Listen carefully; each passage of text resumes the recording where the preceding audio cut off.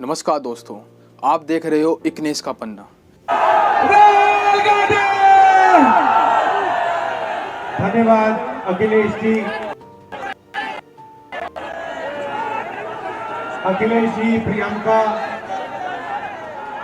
Congress party के अजय राय जी,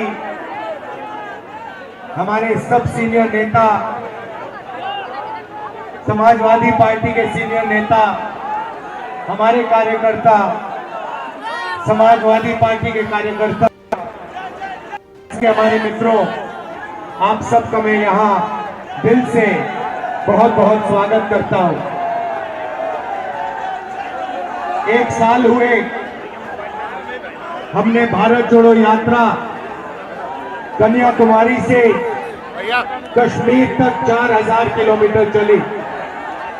समुद्र के तट से हम शुरू हुए, हिमालय की बर्फों तक हमारी यात्रा गई और यात्रा के अंदर से एक नारा आया, एक व्यक्ति आया दौड़ता हुआ, जैसे ये भीड़ है, उस भीड़ में से एक व्यक्ति आया दौड़ता हुआ, मेरे सामने खड़ा होकर ऐसे कहता है, राहुल जी, मैं जानता हूं आप क्या कर रहे हो। मैंने पूछा, भैया बताओ मैं क्या कर रहा हूं। कहता है, राहुल जी, आप नफरत के बाजार में मोहब्बत की दुकान खोलने निकले हो। और यही हम अब मिलकर अखिलेश जी, प्रियंका जी, इंडिया गठबंधन, हमारा सबसे पहला और सबसे जरूरी काम, जो हिंदुस्तान में नफरत फैलाई गई है, जो भाई को भाई से लड़ाया गया है, तो भाई और भाई को डराया गया है, इसके खिलाफ हमें खड़ा होना है, मिलकर खड़ा होना है। और ये देश जो है, ये नफरत का नहीं है, ये मोहब्बत का देश है। सही बात है, मोहब्बत का देश है या नफरत का देश है? मोहब्बत का देश है ना। तो पहली लड़ाई नफरत को खत्म करने की लड़ाई है। मैं आपसे पूछता हूं, नफरत को नफरत से काटा जाता है? नहीं, नफरत को सिर्फ मोहब्बत काट सकती है। सही बात। नफरत को किस चीज से काटा जाता है? सुना नहीं मैंने?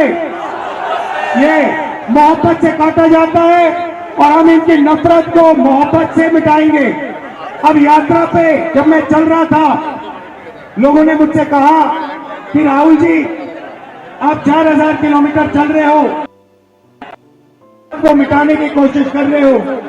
मैं उनसे पूछता था, भैया आप मुझे बताओ इस नफरत का कारण क्या है?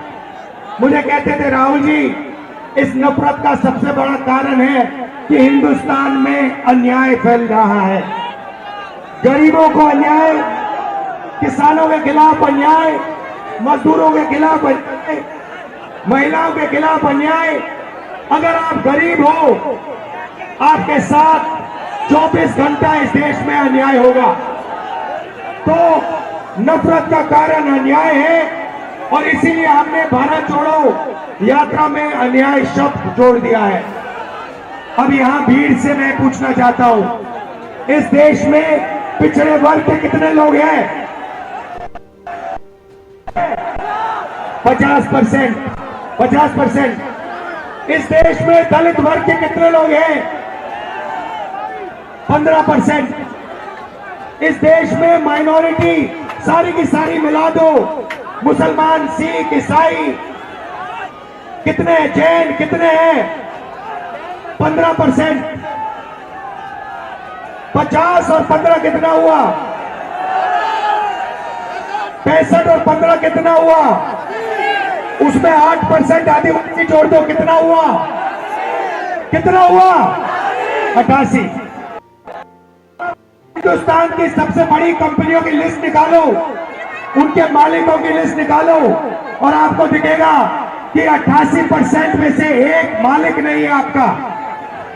आप फिर सीनियर कंपनी की मैनेजमेंट की लिस्ट निकालो, उसमें दिखेगा 88% से एक सीनियर मैनेजमेंट में आपका नहीं है। फिर मीडिया में जाओ, मीडिया की कंपनी के मालिकों की लिस्ट निकालो, 80% का एक भी मीडिया का मालिक नहीं, एक भी मीडिया में मालिक नहीं। मीडिया के बड़े बड़े पत्रकारों की लिस्ट निकालो, 88% का एक वहां पे नहीं मिलेगा। प्राइवेट अस्पतालों की लिस्ट निकालो, वहां नहीं मिलेगा। प्राइवेट कॉलेज यूनिवर्सिटी की लिस्ट निकालो, वहां नहीं मिलेगा। तो आप लोग हो कहां? आपके लोग हैं कहां? मैं बताता हूं। आपके लोग मनरेगा की लिस्ट में होंगे, आपके लोग कॉन्ट्रैक्ट लेबर की लिस्ट में होंगे, आपके लोग मजदूरी करते हैं। यही हमें बदलना है, यही न्याय, सामाजिक न्याय का मतलब है। भाई और बहनों, हिंदुस्तान के बजट को 90 लोग बांटते हैं, सबसे बड़े आईएएस अफसर। मैंने इनकी लिस्ट निकाली, 90 में से 3 पिछड़े वर्ग के हैं, 3 दलित वर्ग के हैं, 1 आदिवासी वर्ग का है। और अगर 100 रुपए बजट में खर्च होता है तो आप सब लोग मिलाकर 6-7% बजट की भागीदारी रखते हो। और सच्चाई है कि हिंदुस्तान में लंबे लंबे भाषण चलते हैं, मगर जो गरीब लोग हैं, पिछड़े लोग हैं, दलित हैं, माइनॉरिटी के लोग हैं, आदिवासी लोग हैं, उनकी इस देश में भागीदारी है ही नहीं। और यही इंडिया गठबंधन का लक्ष्य है। हम सामाजिक न्याय के लिए लड़ रहे हैं, आर्थिक न्याय के लिए लड़ रहे हैं, किसानों के लिए लड़ रहे हैं।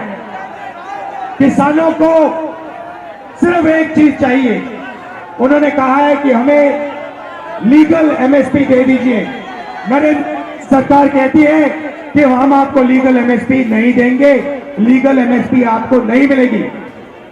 इंडिया गठबंधन ने, कांग्रेस पार्टी ने कहा है जैसे ही हमारी सरकार आई, हिंदुस्तान के किसानों को हम लीगल एमएसपी दिलवा देंगे, 1 मिनट नहीं लगेगा।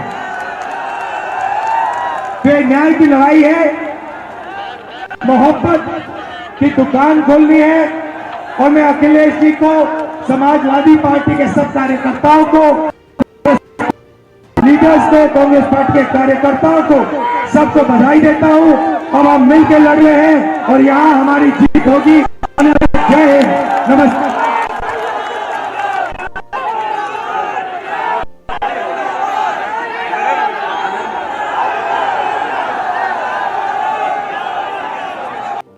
ऐसी ही खबर के साथ दोबारा मिलूंगा, तब तक के लिए अलविदा। जय भीम, जय भारत।